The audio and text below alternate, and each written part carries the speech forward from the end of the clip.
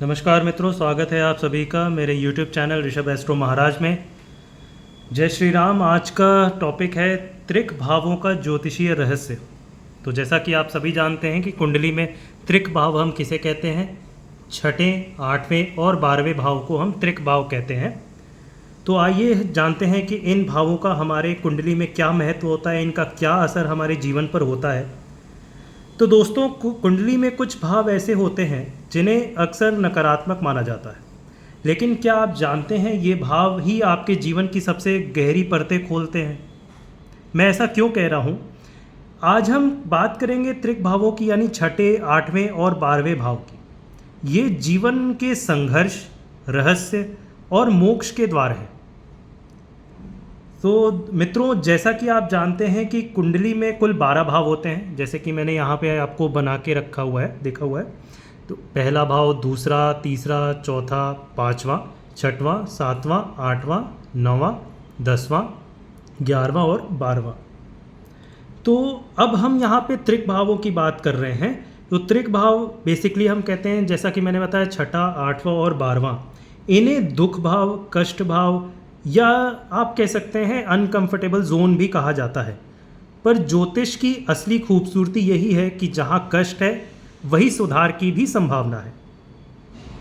तो आइए सबसे पहले हम जानते हैं कि छठवें भाव का क्या महत्व है, क्या चीज़, ये किस चीज़ों को रिप्रेजेंट करता है, क्या दर्शाता है हमारे जीवन में। तो मित्रों, छठा भाव दर्शाता है हमारे रोग, कर्ज, शत्रु, रोज़मर्रा के संघर्ष, दैनिक संघर्ष जिसे हम कहते हैं। और ये सर्विस को भी दिखाता है, आप कौन सी सर्विस करेंगे, जिससे आपकी आय किससे होगी, किस सेक्टर में आप जॉब करेंगे, कैसा आपका जॉब में संघर्ष होगा या कैसी आपकी तरक्की होगी, सब ये छठे भाव से हम देखते हैं। और नौकरी का पैटर्न भी हम छठे भाव से डिसाइड करते हैं। 10वां भाव तो होता ही है, प्रोफेशन जो आपका कर्म भाव 10वां होता ही है, लेकिन छठे भाव से भी हम यहाँ नौकरी का डिसाइड करते हैं। यह भाव हमें बताता है कि हमारे जीवन में कौन से संघर्ष सामने आ सकते हैं। अगर संघर्षों का आपको पता चल जाए तो आप पहले से प्रिपेयर रहेंगे कि हमें किन चीज़ों का बचाव करना है और किन चीज़ों को हमें अपने आत्मसात करके अपने आप में अपने रोज़मर्रा के जीवन में ऐसे आगे बढ़ना है। अगर यह भाव मजबूत हो तो व्यक्ति अपने विरोधियों पर विजय प्राप्त करता है, चाहे विरोधी कितना भी शक्तिशाली हो। बट आप अपनी बात को अपने जीवन में उस पूरे संघर्ष के साथ लड़ाई लड़ते हुए आप विजय ज़रूर प्राप्त करेंगे, आप जीतेंगे ज़रूर। कोर्ट कचहरी में अगर यहाँ पे मैं कहूँ कि बहुत ही मजबूत स्थिति में कोई ग्रह उच्च का या अच्छी स्थिति में बैठा हो, तो हम ये भी कह सकते हैं कि कोर्ट कचहरी के जो मैटर होते हैं उनमें भी आपको सफलता मिलेगी।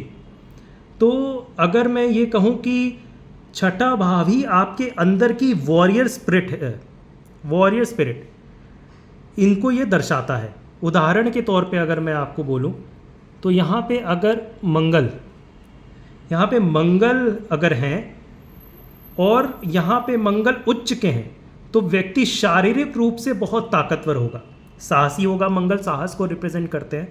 अक्सर आप लोगों ने सुना होगा, जो लोग ज्योतिष में इंटरेस्ट रखते हैं, कि मंगल पुलिस, आर्मी, इन चीज़ों को रिप्रेजेंट करते हैं, साहस को रिप्रेजेंट करते हैं। ये सेनापति हैं मंगल। तो ये उन चीज़ों को दर्शाते हैं मंगल। यहाँ पे अगर उच्च के बैठे हों, व्यक्ति को शारीरिक रूप से बहुत ताकतवर, साहसी और संघर्षों में विजय दिलाते हैं, विजय करवाते हैं। पर अगर यहाँ मान लीजिए राहु विराजमान हो, अशुभ रूप से बैठे हों, या शनि अगर अशुभ रूप से बैठे हो, मैं ये नहीं कह रहा कि शनि अगर बहुत अच्छी स्थिति में बैठे हों तो भी, बट अगर शनि और राहु यहाँ पे अगर अशुभ स्थिति में बैठे हों तो रोग आपके लंबे चलते हैं। मतलब लंबे दौर तक चलने वाली बीमारियां जो होती हैं वो अक्सर देखा गया है कि राहु और शनि यहाँ पे अगर विराजमान है अशुभ स्थिति में, तो यहाँ पे वो लंबी चलने वाली बीमारियों को देते हैं। अब लंबी चलने वाली बीमारियों के एग्जाम्पल के तौर पे मैं कह सकता हूँ हाइपरटेंशन और डायबिटीज़ वगैरह। ये पूरे जीवन पर्यंत आपको झेलना पड़ता है। तो ये ज़रूर यहाँ पे देखा गया है कि अगर शनि और राहु यहाँ पे अशुभ स्थिति में है तो ये परेशानी देते हैं। और कोर्ट कचहरी के मतलब मैटर्स में भी यहाँ पे राहु और शनि अगर अशुभ हो तो दिक्कत देते हैं, थोड़ी संघर्ष बढ़ा देते हैं। अगर हम बात करें अगले भाव यानी 8वें भाव, 8th हाउस। अब 8वां भाव सबसे रहस्यमय भाव माना जाता है हमारी कुंडली में। इसे कहते हैं बेसिकली अस्थिरता का घर, इंस्टेबिलिटी का घर। हम यहाँ से जन्म मृत्यु का केंद्र जो चक्र होता है, चक्र का केंद्र और गुप्त ज्ञान का भंडार भी हम इसी भाव से निर्धारित करते हैं। इस भाव से जुड़े जो विषय हैं वो मैं आपको बतला देता हूँ। अचानक परिवर्तन, एक्सीडेंट, गूढ़ विद्या जैसे ज्योतिष, तंत्र मंत्र, पार्टनर का पैसा, आपके जो स्पाउस होंगे, आपके जो पति होंगे, पत्नी होंगे, उनका जो वेल्थ होगा, पैसा होगा, वो यहाँ से देखा जाता है। आपका ससुराल पक्ष यहाँ से देखा जाता है। जीवन की गहराई कितनी होगी, रिसर्च जो होते हैं और जितनी छुपी हुई विद्याएं होती हैं, ये सब चीज़ें 8th हाउस से हम देखते हैं। यह भाव हमें बताता है कि जीवन में अचानक क्या क्या मोड़ आ सकते हैं।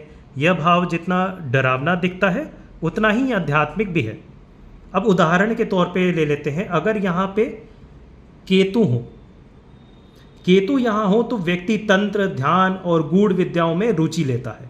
वही अगर राहु हो तो व्यक्ति अचानक संपत्ति पा सकता है, या और अचानक यहाँ पे उसको नुकसान भी, डाउनफॉल भी देखने को मिलता है कि अचानक अगर यहाँ पे राहु विराजमान है तो अचानक व्यक्ति का डाउनफॉल और संपत्ति की हानि भी देखी गई है अगर राहु यहाँ पे है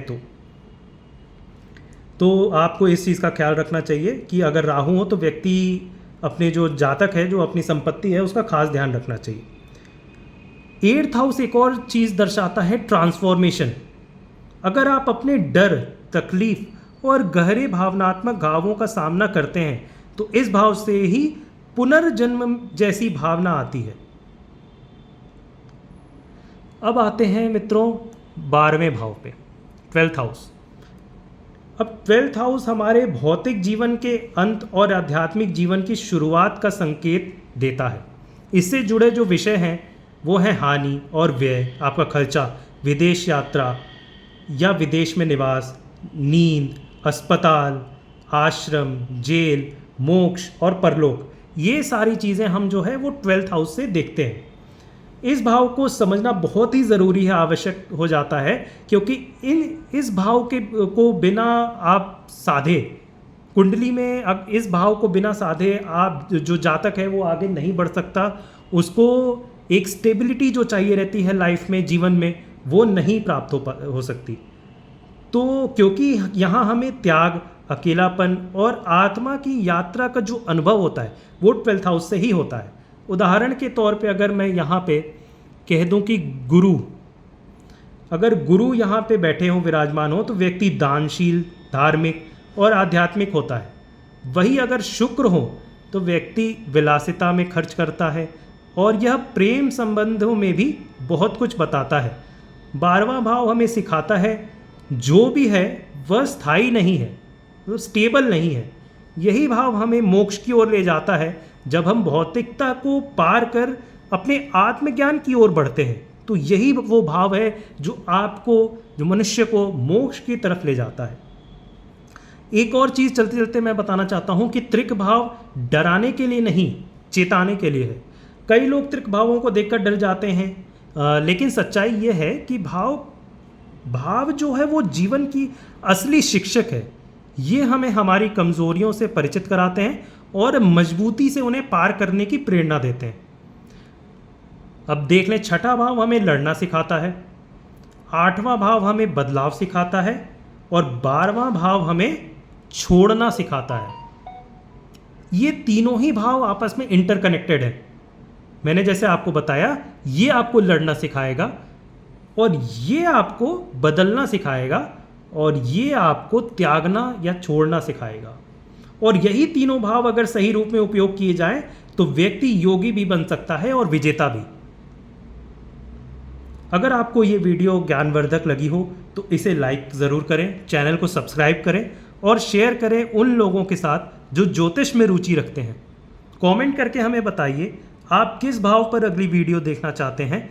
मिलते हैं अगले एपिसोड में। तब तक ग्रहों के संदेश समझते रहिए और आत्मज्ञान की ओर कदम बढ़ाएं। धन्यवाद। जय श्री राम। राधे राधे।